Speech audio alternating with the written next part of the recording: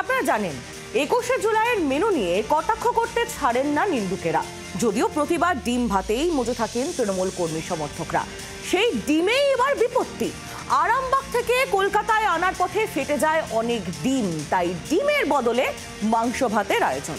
Park circus ময়দানে বাসের পাশেই ছাউনি লাগিয়ে জমিয়ে মাংস ভাত খেলেন তৃণমূল কর্মীরা।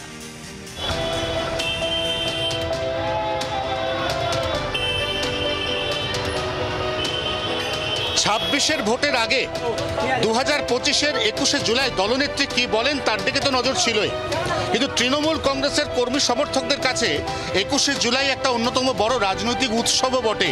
তাই দূর দূরান্তে জেলা থেকে যারা শহরে এসেছেন তাদের আজকে নানা রকমের মেনু। সাধারণত 21শে জুলাই সবাই বলেন যে সবাই নাকি তৃণমূল কংগ্রেসের কর্মী সমর্থকদের ডিম খাওয়ান, কিন্তু যে ছবি আমরা এই মুহূর্তে পার্ক সার্কাসে দেখতে পাচ্ছি তাতে ডিম নেই, তার বদলে এখানে রয়েছে একেবারে গরম গরম মুরগির মাংসের ঝোল এবং ভাত। এই যে টিম তৃণমূল কংগ্রেস কর্মী সমর্থকদের, এরা প্রত্যেকেই হুগলির আরামবাগ থেকে এসেছেন।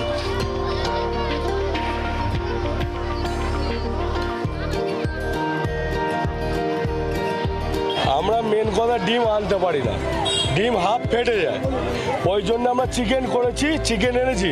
আরামবাগের মাধবপুর অঞ্চল থেকে আসছি, আমাদের 55 জন আমাদের গাড়িতে লোক আছে। সবার জন্য ব্যবস্থা আছে। আমরা প্রত্যেকটা ব্যক্তির জন্য টিফিন, আমরা তেলে ভাজা মুড়ি, যথারীতি খাবার, মাংস ঝোল ভাত।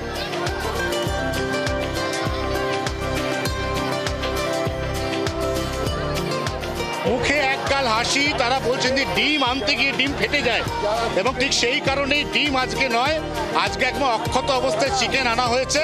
এবং সেই চিকেন আমরা এই মুহূর্তে দেখতে পাচ্ছি যে পার্ক সার্কাস 7 পয়েন্ট ক্রসিং, এই ক্রসিং এর যে বাউন্ডারি ওয়াল রয়েছে পার্ক সার্কাস ময়দানের পাশে, সেখানেই চলছে দেদার রান্নাবান্না এবং পাত পেরে খাওয়া।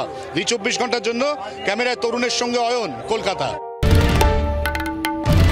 বাংলার আওয়াজ, বাঙালির আবেগ, জি 24 ঘন্টা।